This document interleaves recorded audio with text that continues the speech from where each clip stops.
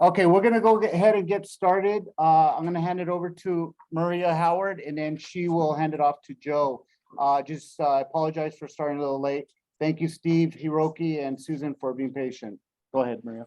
Thank you. Thank you. Well, first of all, for those of you who joined us, thank you so much for your time. I really appreciate it. Thank you, Ruben, for giving us an opportunity to come and share with you some really valuable information, how home warranty, home inspection, and some really great questions on plumbing. So before I start and introduce my home inspector and both Joe, I'm gonna ask you one question to kind of get you in the mindset. What is the number one claim with home warranty? The number one claim. Plumbing. Those who said plumbing are correct. They always supersede HVAC. HVAC comes afterwards, depending on the season, of course, the summer, right? But plumbing is the number one. And Joe Castro is our expert here, and I'm going to let him give you a brief bio of how long he's been in this business. And then we're going to ask him some really relevant questions. And then we'll get a Q&A from the audience. And then once we're done with Joe, we will proceed with home inspection. Okay, so Joe, tell us a little bit about yourself. Well, as you guys know, my name is Joe Castro. I own and operate a plumbing business by the name of Drain Doctor. I've been in the trade going on 29 years now, so it's been a journey. I have guys below me, so I have 4 other employees, and we primarily focus on the service and repair aspect of plumbing. So as Maria was mentioning, plumbing is the number one thing when buying a home, because you don't know exactly what you're getting if pipes are underground. And one of the biggest things that we're seeing happen now is a lot of homes, when they're up for sale and they have a buyer, they're in escrow, is they're having us come out and they're having us do sewer inspection of the sewer to the street to confirm that there isn't any damage in that sewer. Because if a person needed a whole new sewer, it could range anywhere from $10,000 on up to $20,000, $30,000, just depending how much has to be replaced, how deep it is, and if it goes into the street. Great. We're also going to talk about the things that you need to do above and beyond your home inspection. Many people don't take the extra steps, and we're going to discuss those with Joe. So let's talk about water heaters, the type of maintenance and what is the benefit for maintaining your, of course, your water heater. Joe. The benefit on maintaining your water heater would be you're going to be proactive. So if there's going to be issues that are going to arise and you're doing this on a yearly basis annually, then you're going to your expert's going to catch these things before they happen and make you aware of them so that you could continue being proactive and fix or replace whatever the need is for. Great, thank you. What is the average lifespan or replacement of a water heater? When it comes to a tanked water heater, typically between 9 and 12 years is when we start recommending replacement, when we're seeing that it may need some type of repair. The first thing we're going to express to them is the age of the heater, the fact that you're going to put money into something that will be going out, and mainly between 9 and 12 years are what we're looking at. Anything below that, we would most likely do some form of repair, unless the tank is actually leaking. If the tank's leaking, then it'll need to be replaced. So today's market, everything went up. We all know gas went up, everything went up, right? What is the replacement cost now for a water heater? Because we're talking different times. That's very true. So depending on what's going on with the heater itself, if it needs to be brought up to code, things like that are all going to play a factor in it, depending on the size. But the range that I'm seeing right now is between $2,500 and $3,500, and also depending if they want to go with the 6-year or 10-year tank water warranty on their tank for the water heater. So Joe, you mentioned something codes. Can you elaborate on codes? What does that really mean? So if we see a water heater that doesn't have earthquake strapping, that's a code violation. If we see that the plumbing, the water piping going to or from it is undersized, it's another code violation. Depending if there's a pressure regulator on the property, if there is, there will need to be what's called a thermal expansion tank. If they don't have one of those, that's also a code violation. If the ventilation isn't done properly and or done to, basically done to code, then that'll also have to be brought up to code. There's a number of different things when it comes to a water heater because it deals with gas, water, and ventilation. The reason why I asked Joe to explain what code is because Old Republic offers code violations. So on our Platinum Protection, which is our highest standard of care, we give the homeowner an additional, aside from other costs, $250 for code violations and $250 for permits. Oh, wow. With that, we also give you $1,000 modification. And you're saying, well, what's that mean? Well, if you're replacing a water heater, right, Joe, back in 2015, the water's changed in size. I don't know, have they changed again? What was the question? I'm sorry. The water heaters back in 2015, the dimensions of a water heater got wider and taller for energy saving. Have there been any modifications in those dimensions, or we're pretty much at the same? We're dimension wise, we're pretty much at the same, just depending how many gallons you're going to have in your home. Okay, so we give you $1,000. Imagine you have a home that has that water heater in a closet, or even a condo or a townhouse. And that water heater is old, and the dimensions of the new water heater may not fit. So we send out a contractor to take it down to a dry finish. Now it doesn't get painted. We're talking dry finish, bare bones, right? We don't do the cosmetic part, but you get $1,000. So for that replacement of the water heater, you're getting a total of $1,500 in addition to getting a new water heater. Can you see how that is so beneficial? You have a question. But it was at the moment. So what happened if you have a condo and they have a specific size and the new one doesn't fit, but I know you're gonna send it. So that your company will send that. We send out contractors. It's your contractor, so Yeah. you don't have to worry about it. What about if it doesn't fit in there still because there is a tiny. Then there's probably a possibility of relocating it outside. So you may have to take that water heater outside of the property. And condos and townhouses would be a little stickier because now you have HOA and you have regulations and you have a lot of stuff going on. Single family residence is probably a little easier to move a water heater, but I mean, yeah, it's definitely something, yeah. And I have a question for him also. Joe, can you hear him? Go ahead. Will be recommended for the old houses with the big water tank to have a tankless, or it's still gonna be better to have a regular water heater? The That was my next question, tankless water heaters. age of the house wouldn't bear anything on whether you go with tank or tankless. It's gonna boil down to your need. So if you have a larger family, you're probably gonna want to go with tankless because you're probably gonna want to go with endless hot water. Most likely, if you're the man of the house, you'll probably be the last one in the shower. And if you have 6 family members living with you, you might not get a hot shower if you tank water heater. So those things. If it's just yourself and your spouse, you don't necessarily need a tankless, because it is going to cost more to install a tankless over a tanked water heater. And we do cover tankless water heaters, just so you know.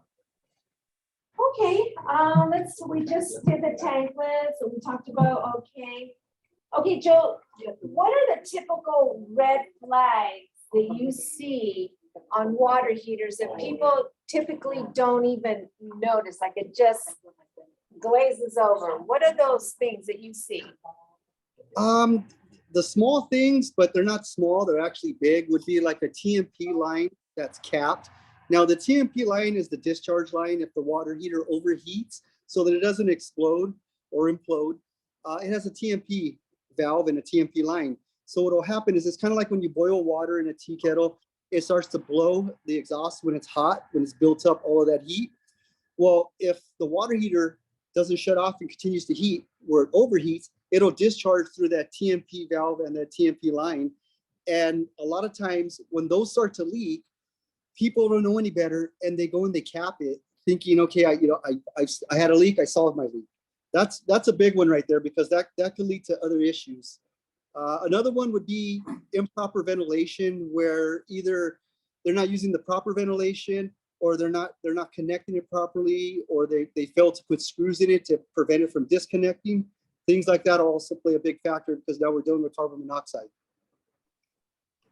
And see, Joe mentioned a bunch of stuff, things that people get overlooked if they think it's small, but it's actually considerably important to know. And the reason why I've had him speak about that is because you know that there are denials with home warranty.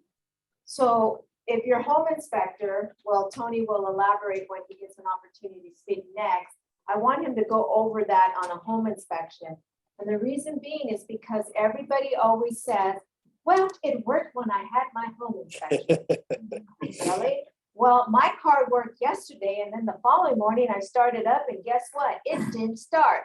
So do things happen? Yeah, it does. And just because a home inspection is done and you get clean bells of whistle, you think, oh, groupie, I'm going forward, doesn't mean that something isn't going to happen. And there are the hidden things that we don't see, like in plumbing.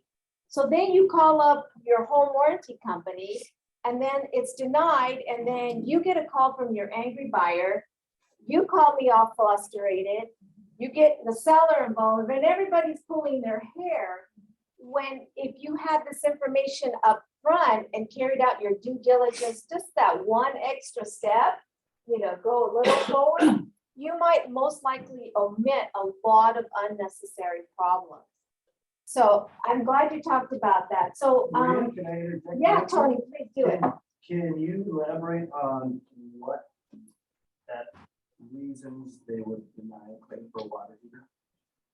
Improper installation, lack of maintenance, and secondary damages.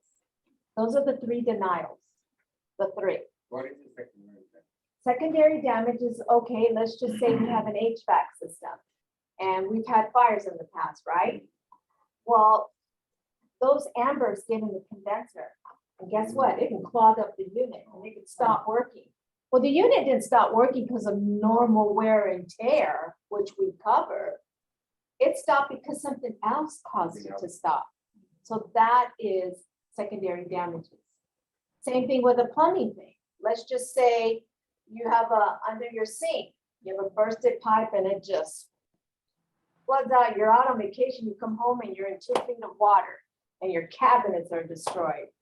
Well, we don't cover the cabinet and your flooring is on you. That will be a homeowner's insurance type of claim. But what we will do is repair the piping based on what caused it to leak. Again, and it has to fall under those three categories. You have a question? I had a situation with one of my buyers. They were bathing the little children and they realized that something was flooding. They sent out the warranty people to inspect and they said there was no such thing. But I can obviously see that there was flooding going on. And so my buyer was so upset that they ended up hiring other people to come and inspect what was happening. When the people from the warranty called them, my client wanted nothing to do. She said all kinds of foul language to the warranty lady. Yeah. And see, that's what happens. There's that person that gets all the blows and the grunts. Here I am. I get browbeaten. I ain't gonna lie. I get some really lashing of the tongue. I always say what makes a good home warranty company is your rep. Because I am the liaison between you and Old Republic. Your first point of contact is moi, right here. I talk to the real estate agents. I typically do not speak to the consumers because of the liability protection for me. Because believe it or not, we've had homeowners threaten the rep. I'm gonna come to your house, I'm gonna find you. Duh, duh, duh, duh, duh. It has happened. We don't want these cell phone numbers that we have. If I was to ever resign from Old Republic and retire, which would be a great thing, maybe, I don't know. But if I was, this actual cell phone number does not belong to Old Republic. This is actually my personal cell phone number. If I left, people would still have my number and blow up my phone. I actually got a really nasty message on LinkedIn, really bad one. And I wasn't even the person's rep. It was another rep in another area. But what makes the difference is the protocol. If you know the standard and the procedures and what you need to do and how to advise your buyer, what are the proper steps, that will save you a lot of headache. Inform your buyers, please don't wait a week when you don't get an answer from the home warranty company. That should be a proactive call to the rep, to you and to me within 48 hours. Because if they wait a week for somebody to reply back, and let's be real, COVID put a real crimp on home warranty. We were thrashed. People did not have the patience because people went out of business, vendors weren't available, they didn't show up. It was a mess. It really was. I have to say, in the 6 years I've been in that, this last 2 years is probably, I have more gray hairs and I'm always at the hairdresser. But honestly, protocol, procedures, and I'm very active. In fact, I have people always say, my gosh, you're so quick. You answer my calls, you return my calls, you let me know, you step up for me, you do this for me. I'm your advocate. I will fight for you. I appreciate your business and I'm not gonna leave you hanging. But that's what really makes a difference for the homeowner company is your representative, if she's available. Okay, so let's go with the red flags, home inspection regarding plumbing. Okay, this one's a good one, Joe. Propylene pipes, what's that? I'm sorry, I missed what you said. I said, what is the propylene pipes? Did I Oh. say it right? Propylite, whatever? That's- Polyethylene. Talking about, That's It- my second language. I'm just kidding. it's basically like a plastic piece of, and be honest, it's garbage. It'll flood your house out. We don't really see it too much here in Southern California. Where I've seen it would be manufactured home, the trailer homes. Okay. So Typically- let's just Oh, say but- a transaction with a client that has a mobile home or a manufacturing home and they have these types of pipes. What would you recommend them getting a further inspection with it, like a sewer scoping type of thing to see the condition of the pipes? Well, if I was to see that type of pipe there in the trailer home, the first thing I would tell the potential buyer is that you're going to run across problems with this. And at that point, I would advise, if you're seriously going to buy it, you may want to consider repiping in PEX. Okay. What was that last part, Joe? I didn't hear you. They may want to repipe with PEX pipe. Okay. Okay, so that would be something to look out for. So those of you who are selling manufactured homes and mobile homes, maybe this is something you need to be vigilant. And of course, Tony, being a home inspector, he would be able to tell you what type of pipes are there, because he's gonna go and look at all of that. You're brave. I freaked out of myself, spider. If you don't see it, it's not there. That's what I tell myself. Okay, my daughter lives in Utah, and they have these wool spiders, and they're very, very known in Utah. I don't know if they bite or they're poisonous, to be honest. But every homeowner there has to have every so many months spraying around the parameter to probably prevent these little things. Wow. Was my daughter told me all about it, I thought, oh, she's gotta be exaggerating. What do you mean it's that big? Honest to goodness, I saw one in her garage and I just went, what is that? Is it a cat? Yeah, right? Yes. But anyways, I just freaked out. I just, yep, that's what they look like, Mom. She goes, so don't ever go in the garage barefoot. You bet your bottom dollar I'm not now. Wear your boots. I know, right? My Uggs up to my ankles, my knees. Before I you put 'em on. should say. Oh, yeah, shake 'em out. So, Joe, let's ask one more question. What is the average cost to repipe a house in today's market? Average cost, we're speaking average home, you're gonna be looking, depending if you go with PEX or copper, anywhere from 8 to 15,000. Copper is pretty expensive right now, so if you were to repipe in copper, it would be the higher. Okay. Joe, if you could do me a favor, put your information in the chat. I will give your information to Ruben. Joe services the San Gabriel Valley. What is your demographics, Joe? Where do you typically, what's your cutoff on your boundaries? Cutoff is like from Alhambra up to Ontario. And I've honestly, I have referred Joe to many clients regarding plumbing issues, and they've all come back and say, great. And let me tell you a little bit more about these, both Tony and Joe. You know, they may not be your person that you got for the job, but if you call them up and you have questions, trust me, these gentlemen will take the time to return your call and answer your concern. And that's why I work with them, because I know their integrity, their honesty, and I just don't bring anybody in here just to talk to you, because I feel like my referral is a reflection of me. So my referrals have to be impeccable, or I don't work with you. That's just the way it is. So before I let Joe go, we step into Tony's segment. Does anybody have a question for Joe? You have a question? Yeah, quick question. For these code violations, they differ city by city or? is it for the state? It's city, I believe it's code violations deferred by city, Joe, right? Well, there's code, there's a general code, and then depending on the city, some of them like to supersede the code. Well, your local ordinance is probably the most important, just like in a natural hazard disclosure. It is a state requirement, but the one you get sued on is what? City, not the county, not the state, the city. So your local disclosures are probably the most relevant in your business. It's really important. So if you're farming, know that city inside and out.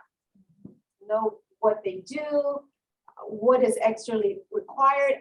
When I was back in escrow, a long time ago, I did it for 25 years almost. I did a transaction I actually closed an escrow up in Washington, and I did one in Thousand Oaks. In the county of Los Angeles, $1.10 per thousand for the transfer tax, right? And then the city of Los Angeles is $4 and some odd cents, right? Well, in Washington, not only did they have that, but they had an additional tax. So the dock stamps on that grant deed was over $4,000. The Thousand Oaks had another tax on the grant deed on top of that. So you really must know, like Altadena has private water. Pasadena city has a separate ordinance from, I remember from my ORSCO days. The county, the city of Los Angeles, you have the 9A report. So if you're selling a property, know that ordinance, laws, and regulations, because remember, you're going to be the expert as you represent your client in a transaction, and you work on referrals. So you want to make sure you have your ducks in a row, not in the wood chipper. I tell jokes anyway. So if no one has any more questions for Joe, Joe, I'm sure you have to go and do some stuff. I do. So are we good with Joe? Yeah. All right, Joe, thank you for your time, and I will give your information to Ruben. Perfect. Thank you, everyone. You have a wonderful day. Thank Thanks you, for Joe. joining us, Joe. All right, so now for the nitty gritty, home inspection. We're gonna have Tony come up here. I will ask him questions. I will go here and I'll let him speak to you, so you can be in front of the camera. Yes. Right, if you're right there, you're good. Oh, perfect. Yeah, okay. So, All hey, right, everybody. let's talk about yourself and your. Well, first, before I say anything, I know Joe's off already, but I have to vouch for Joe. I have worked with Joe many, many years. I've been a licensed contractor for 23 years now. Joe has gotten me out of a bind on more than one occasion. He's a great guy and he always returns your call really quickly. I trust him so much, I had him do some work at my mom's house. So he's a great guy. So, just wanted to throw that in there. Thank you. Yes. So tell us a little bit about Tony. So about me, I've been in business. I'm Tony, by the way.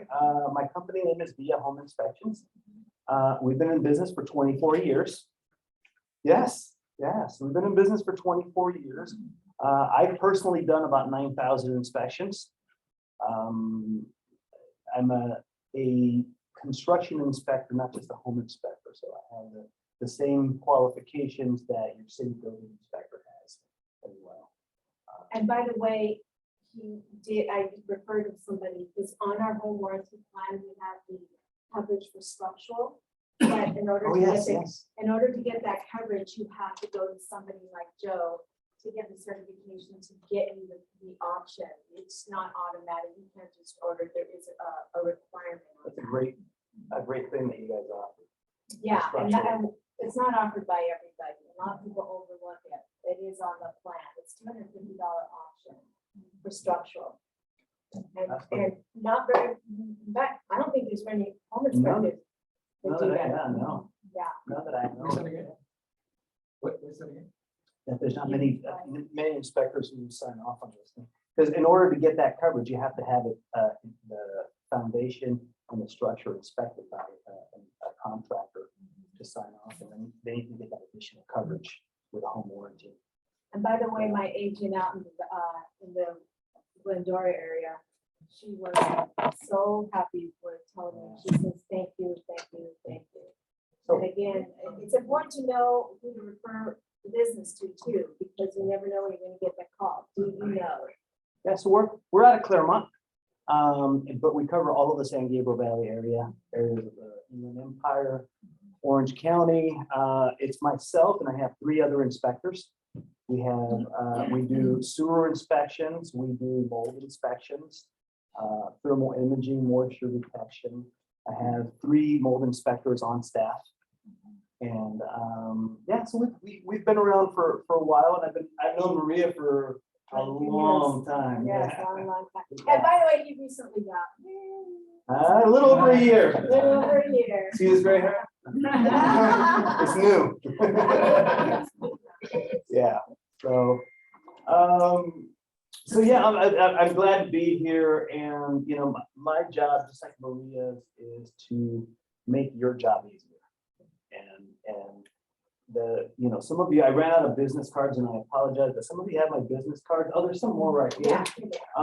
That phone number that's on there, that's my personal cell phone number, just like Maria. So if you ever have a question about an inspection or a house, if you see something when you're showing a client a house, I've had a lot of agents shoot me a picture and say, hey, what do you think about this? Or if you have a listing and you get a home inspection, I've had agents send me the inspection report. I'll be happy to review it and tell them what I think about it. So yeah, don't hesitate. I'm always available. On my website, I'm constantly writing articles about things like smoke alarm, carbon monoxide requirements, water heater requirements, and typical things that go wrong with foundations, stuff like that. So when you get a chance, check it out. There's a lot of good info. Alrighty, so let's get in with some of the questions. What are the keys to look for on an inspection report? And should raise a red flag and trigger a separate HVAC inspection? HVAC, yes. HVAC, the #1 red flag for HVAC is age. If it's an older system, you can tell right away. Most of the time on the tag, we always take a picture of the tag. And if we can decipher what the age of the unit is, we'll let you know, hey, this is an older unit. It may still be working right now, but just keep in mind that it's an older unit. And because I had one recently, and it was a package unit, and a package unit is basically a big box, and it's a heating and air conditioning all in one box. And it was a condo, and it sits on top of the roof of the building of the condo. And we went and inspected it, And we told the buyer, hey, listen, there's some fluid out here. We can't tell where it's coming from because we don't dismantle, the unit while we're doing the inspection. You should get an HVAC contractor to take a look at it. For whatever reason, they finished their negotiation, they got their credits, they closed escrow, never got it done. This long heat wave that we had recently, their HVAC gave out. And so who gets the first phone call? You do, typically. You get the first phone call, and then Maria gets the next phone call, and I get the next phone call after that. And we deal with it quite regularly, actually. And unfortunately, they never got an HVAC person. And the home warranty, it wasn't Maria's company. The home warranty denied their claim. And they said, well, you didn't tell us. And I said, well, in 3 separate areas of the report, we told you to get an HVAC contractor, and they didn't. And their ticket price to replace an HVAC on the roof of this condo, because you have to bring in a crane to do it, $15,000 to replace it. And so, yeah, so it's very critical that the buyers know what the age of the unit is. For example, Joe alluded to the fact that water heaters average age is about 9 to 12 years. So even if the water heater is working, when we go out there and do the inspection, we'll tell them, hey, listen, you're reaching the end, or you've passed the end of your useful life. Yes. So it should be on your radar to replace it as soon as you can. Because like in the case of a water heater, it could mean flooding. In the case of an HVAC, you could just be out of heat, or you could be out of air conditioning. So age is a #1 red flag. Then what Yes. is the age that you look for? The age? On an HVAC, if it has regular maintenance, which nobody does, including myself, I have to admit, and I do this for a living. On an HVAC, you're looking about 20, 25 years with regular maintenance. But the light, The life, yeah. The useful life is what we call it. What's the, on water heaters, there's tankless, and for the tankless, what's the life on a tankless? Tankless can go about between 20 to 30 years with regular maintenance. Again, this is something that it's on my to-do list, my honey-do list that I haven't done on my water heater. There's a good article on my website about maintaining water heaters. It has to be flushed, just like your regular tank water heater. Your tankless water heater, because the burners come on so hard when you're running water to heat that water instantly, it causes a lot of sediment inside the water heater. And so that water heater needs to be flushed out at least once a year. And the longer you leave it, the thicker that sediment gets and the less efficient the tank is. And so rather than getting 25 to 30 years, you'll be lucky if you get 20 out of water. Can I share your website with everybody? Yeah, Is it a complex? tankless. How much with the tank?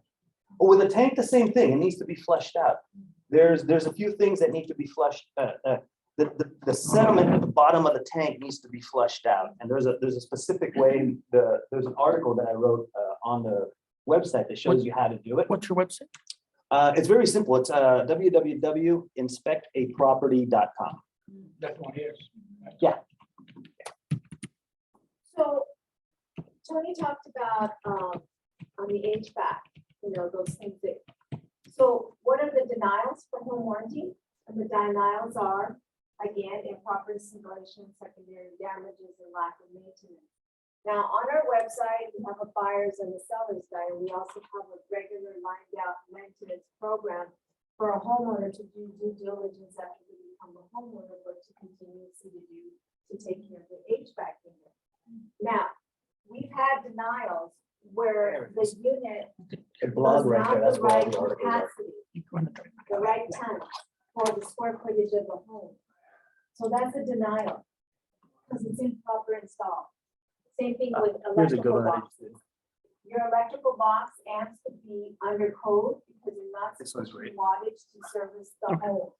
You call in, you have electrical problem, you have one side of the house that's circuit breakers all the time because the panel isn't enough to service that thing, so you get It's probably breaks, circuit breaks, and people's, I know at home, my husband accidentally, when the house was wired, on one side of the house, We'll leave it up here.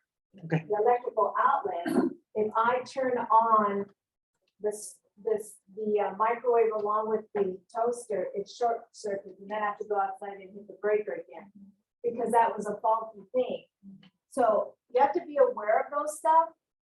Typically the ton is, what is the ton average per square for a home, like every so many? You didn't tell me there was gonna be a quiz. I don't know. 500 square. I don't feet. remember, honestly. I have the charts at the office. Yeah, well, there Can you is. let us know when you get to your office what that is? Absolutely, yes. I'm asking this personally because I'm dealing with that right now. for I my will home. make sure I get your info and I'll send it to you when I get to the office. There's a chart that tells you how much square footage you have and how much tonnage you should have Yeah. to fill that Because square on the footage. website, Yeah. Yeah. They have various things and we don't know which one to rely on. They have various things. It's an average, yeah, they have various things. Yeah, And but see, that's important because your homeowner could call in, and the reason why it's denied is because number one, it's not the right tons for the square footage of the home, and the HVAC unit is running excessively. Running, it's overworking. you It's, want to talk about permits and code? yes, well, the same thing, Yeah. it falls in the same thing with the platinum protection. Yeah, we have permits and the code violations and modification. That same application is also utilized on the HVAC. And we don't charge per pound for the Freon charging, I think it's what, Huron now? Huron. Yeah, it's not, so the charging system for HVAC, we don't, it has to be flushed, and sometimes they do in order to do a repair. Well, we don't charge the $10 per pound, and it can get pretty expensive. We don't have a plan limit on air conditioning units. So there's no cap, not like the refrigerator, we cap out at $5,000. But the air conditioning, we do not. And also, if the home has a package unit or a split system where you have an upstairs and downstairs, now you have 2 units. We don't care if you have up to 3, 4, 5 units on the property, we cover them all. So that's really important to know. Those little exclusions on coverage, they're very small print on your brochure, read them. And if you are hesitant, my cell phone number is on there, you just call me and say, I have a question, blah, blah, blah, blah, blah, blah, blah. And this is what came out on the home inspection, you just give me a call and I'll help you. And then again, you always can call Tony for that information as well. One of the things that I was alluding to right now, and that I see, in 24 years of doing this, I see that homeowners get denied frequently, and that's what I was alluding to right now. When let's say it's a water heater, when the water heater is installed properly, improperly, sometimes homeowners will go in and do their own do-it-yourself stuff, and they don't have permits, and it's not installed properly. And now there's an issue with the unit, and they call home warranty will send a technician and say, oh no, this was not installed properly to begin with. Yes. And so they typically get denied. Yeah, and you brought up a very good point. Like if you had somebody come out and do the work prior to close of escrow, so let's just say it's a recommendation. And the seller said, yeah, I'll pay for it, and you get a credit, and then you try to decide, your buyer decide, well, I'm gonna cut corners, I'm gonna get a handy dandy man. He does the handy dandy man thing, it gets patched up, whatever. Then 2, 3, 4 months later, it goes out, and now you decide to call home warranty. Well, those techs know. We will ask you, when was the last service? And if you provide a handyman without a contractor's license, it's not gonna be looked at. It's gonna be a flat no. We do not take handyman. Nor do we allow the homeowner to fiddle with the thing that needs to be repaired or replaced, because again, he's not a licensed contractor. So never tell your homeowners, don't do it yourself, fix the job, and then, nah, it doesn't work, and now you call home warranty, and then is denied.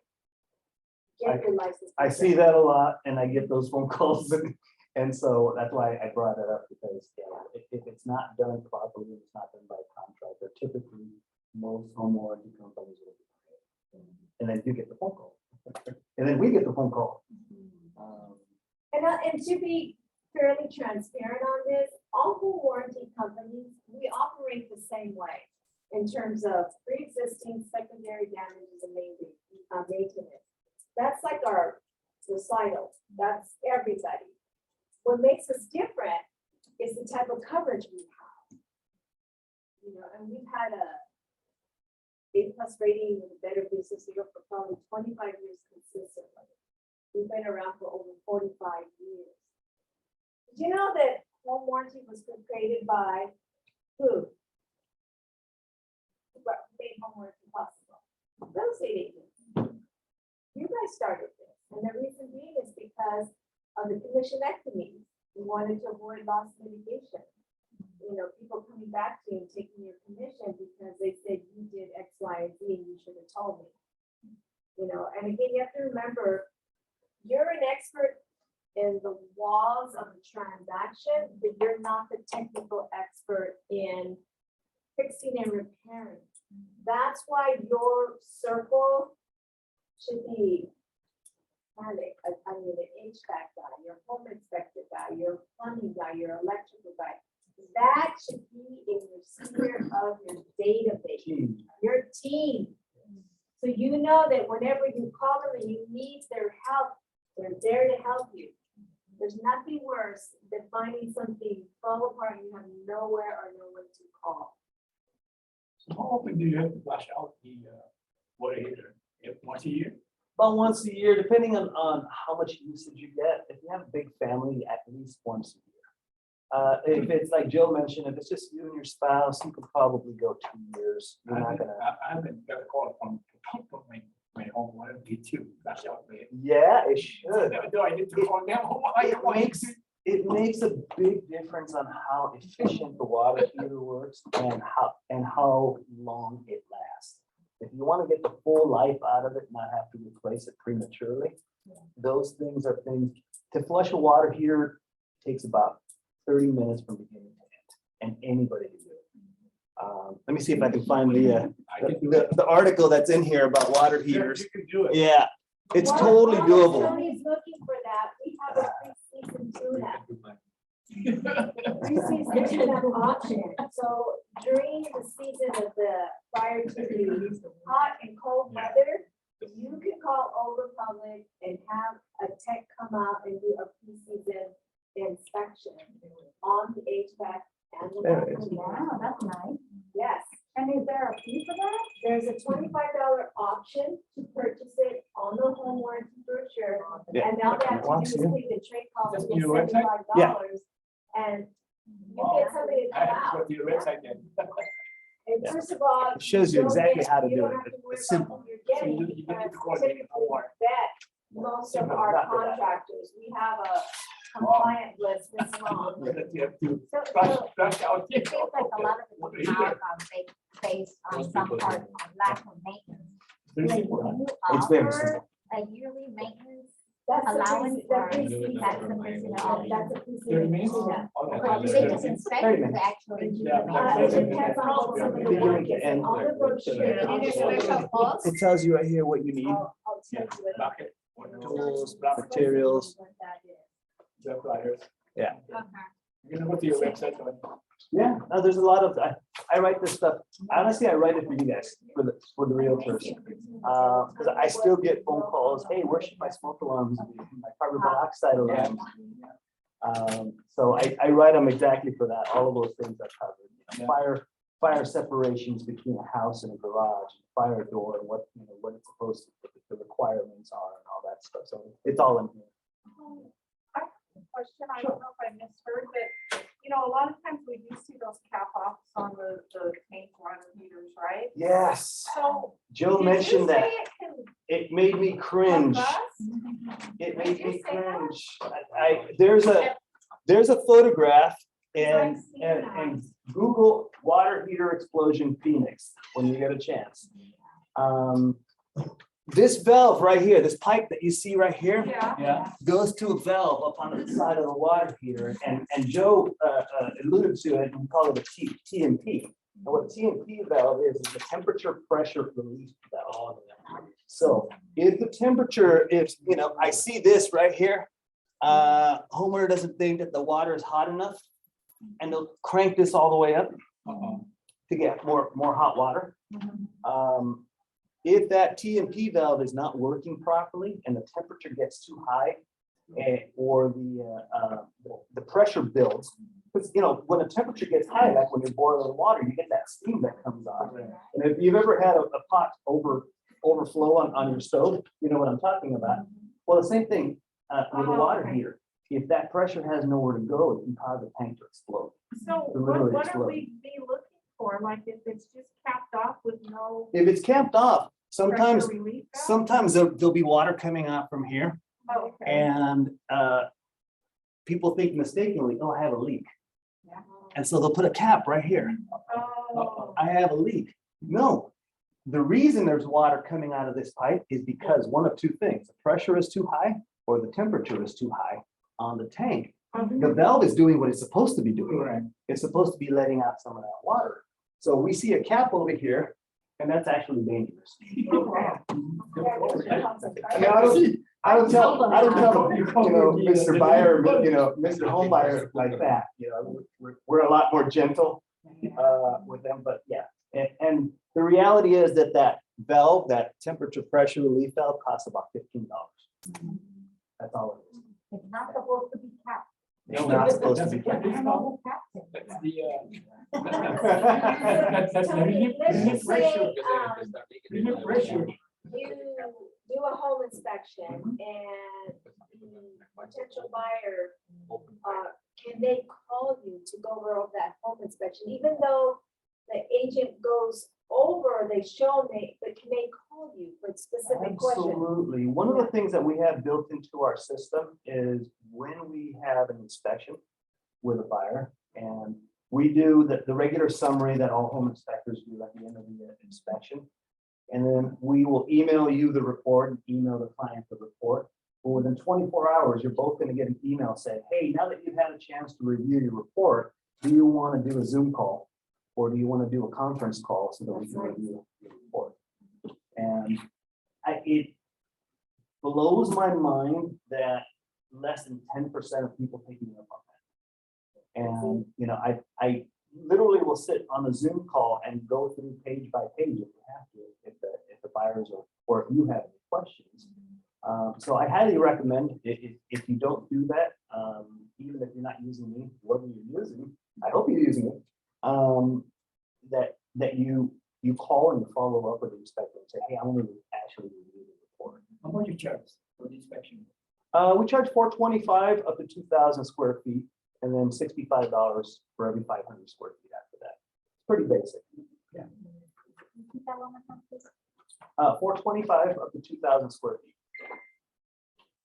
So at the beginning of the segment, I mentioned that, well, it worked while we had the home inspection. How long is good a home inspection? Because people think that it has a duration time. Yeah. Of. Oh, the home inspection, you mean? Oh, yes, Yeah, yes. it's good for the day. It's good for the day of, and I know a lot of people don't like this, but like Maria said, well, I had one, I'm not kidding you, I had one just last week. You did my home inspection and my water heater is not working. Okay, all right, yeah, no, let's take a look at this. When did we do the home inspection? A year ago. A year ago, it was a year almost to the date. But we do get those phone calls. When we're there as home inspectors, we're there to document what the condition of the house is on that day. We can't guess how long it's going to take for that water heater to give afterwards. Now, having said that, if I see that, like I said, like a water heater is old, or if I see rust on a water heater, or evidence of other leaks, previous leaks, well, that's a pretty good indication that something's already gone wrong. So something might go wrong in the future.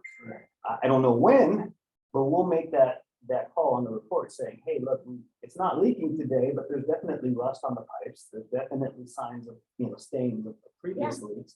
So you might want to still have it checked out. Exactly. Exactly. You have a question?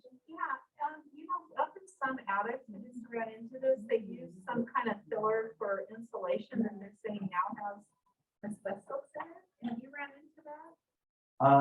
On insulation, not much. There's certain types of insulation. Back in the early 60s, they used to Okay, use, yeah, this would have been old like that. early 60s, there's some type of material, but it doesn't look like the insulation that we're used to seeing. It looks like gravel, Okay, and it's called vermiculite. oh, okay. So if you ever see a picture of that, it looks like fine gravel, and that was all mined from some mines back in, I believe, in Montana back in the day.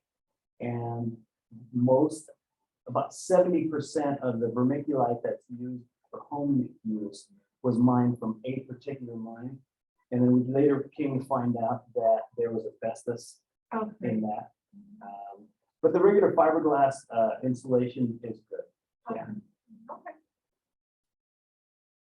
Let's see, I think we covered all the questions. I don't think we talked about the freon, HVAC. Oh, the last thing, Title Yeah. 24 HERS testing. HERS testing, not his, hers. HERS testing only applies, it's for HVAC. It only applies for newer HVAC installations. Now, you can get it done on an older system if you want. Basically, what a HERS test is a leak test of your duct system for the HVAC. And so when you're installing a new HVAC system, they'll require, most cities will require that you get a HERS test after the unit is installed, but it can't be done by the same contractor. It has to be done by an independent party. And they'll pressurize the ductwork to make sure that there's no leaks up in the attic, so that you're not accidentally pumping all your AC or all your heating up into the attic. But you can absolutely get it done on an older unit. And I recommend it because I can't tell you how many times I go up there with my thermal camera up in the attic and I see the air just coming out of the ductwork. Yeah. Two questions. Yes. What's the cost for the HERS test? And then also, is that primarily just for efficiency, right? It's primarily for efficiency. Average HERS test costs about between $175 to $250 roughly. Yeah. But when you factor in, if you have an older house, nobody goes into the attic at home. So you never know what's going on. If you factor in how long you use, just particularly like this summer, how long have you had your AC on this summer? All summer. All summer long. Yes, exactly. All summer long. If your ductwork were leaking right now, how much does that translate to in dollars of how much air you're losing and how much longer your HVAC has to be working, and you're pumping air into the attic, basically. I see that all the time. Yeah.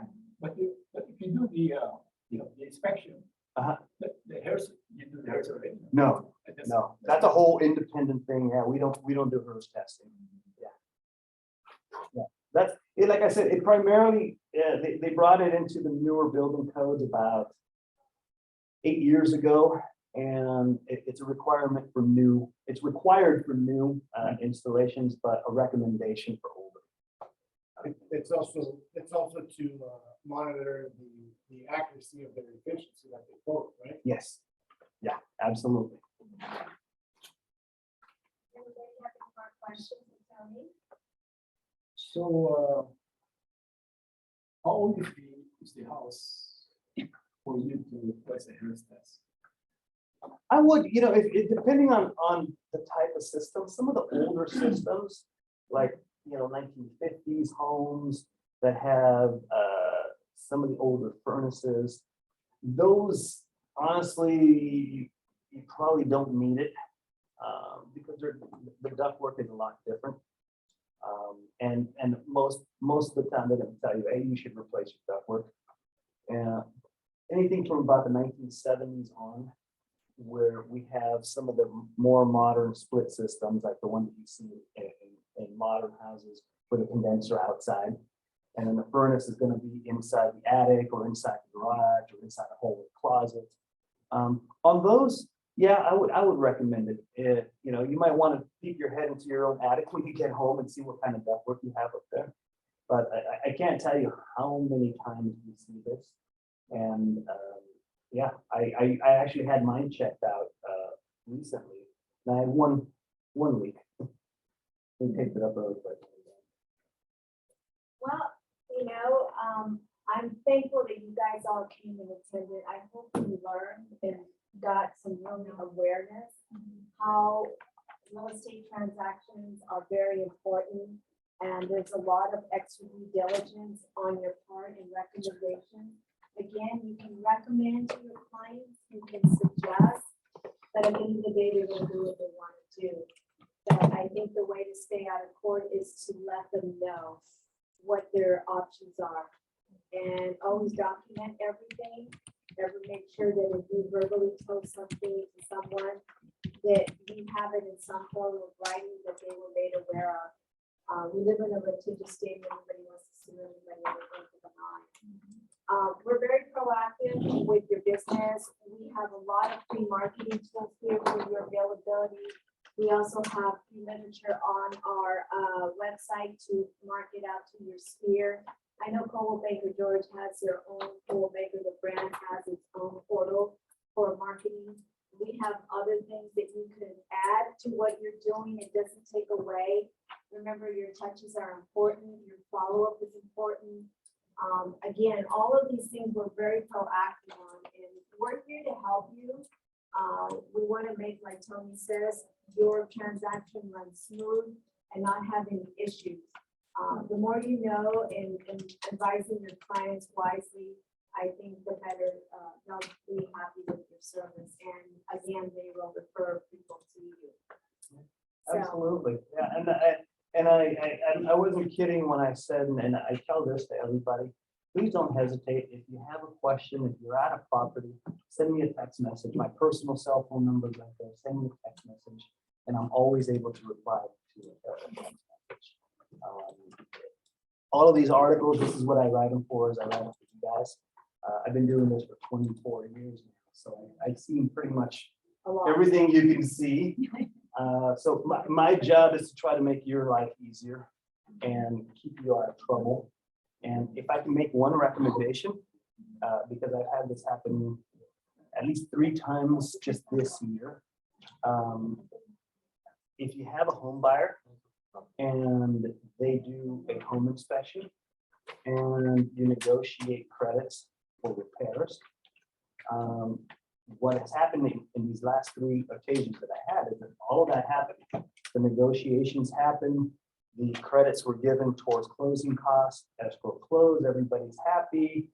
Homeowner moves in and never actually did any of the repairs that were on that list. And so now something gives out. And so they call us and we say, sadly, we have to tell them, listen, we did call it out on the report. And, you know, it was negotiated, but the work wasn't actually done because there's no cash involved. You negotiate it, you get the credit, escrow closes, everybody's happy. And then Mr. Buyer, when they move in, or Mrs. Buyer, when they move in and they have a problem, you're gonna get that first phone call. And I usually get the first phone call from the realtor first. And then, you know, so that's just my little tidbit. No, it's called follow through. Yes, yes. So, yeah, I'd love to work with you if you give me a chance. I work with Ruben and Sunshine here in their office. So, yeah, so if you give me a chance, I'd love that. Is there any control on, like, with inspectors coming out? You said you have 24 years, that's great. Yeah. But it could be somebody new that's been in the business Yes. 6 months and no license, correct? Great point. Yeah, because I.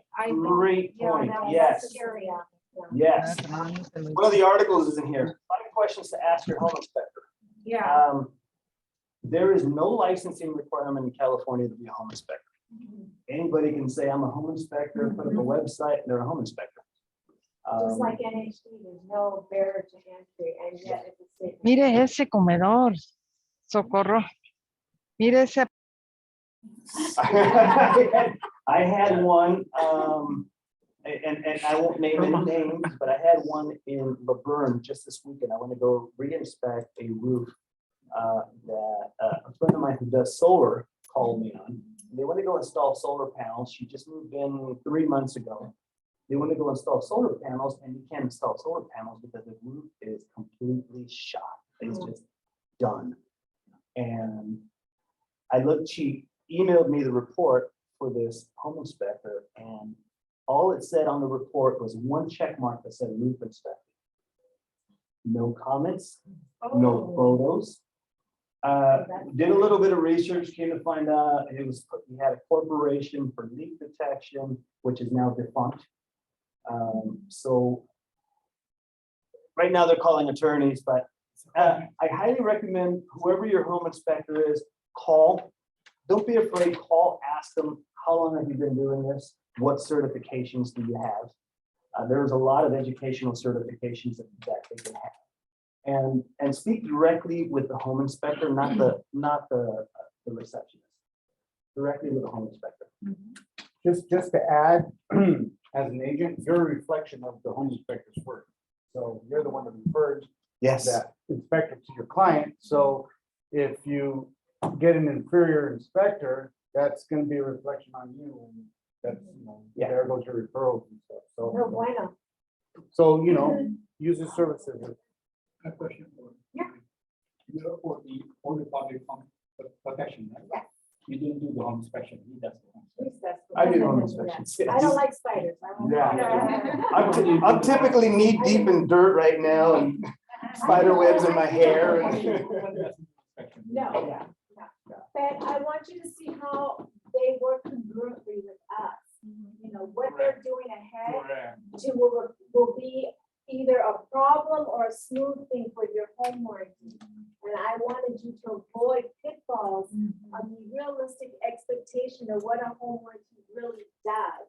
When you understand the preliminary work at home inspection, what is the beginning process of your transaction, you're gonna be able to be more fluid at the end, and that's the whole objectivity.